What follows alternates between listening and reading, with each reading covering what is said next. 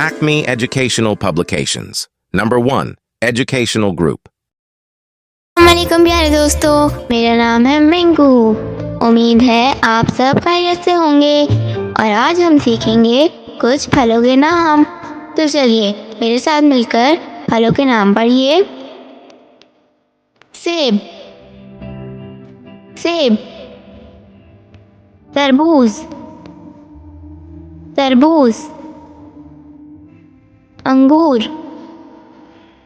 अंगूर। अमरूद, अमरूद। अनानास, अनानास। केला, केला। अनार, अनार। तो जी बच्चों, आज हमने फलों के नाम सीखे हैं। आप ये फलों के नाम याद करें और लिखने की कोशिश करें। इसी तरह की और मज़ेदार वीडियो देखने के लिए आप हमारे चैनल को सब्सक्राइब करें, वीडियो को लाइक करें और शेयर करना ना भूलिएगा। मिलते हैं अगली वीडियो में, तब तक के लिए अल्लाह हाफ़िज़ प्यारे दोस्तों।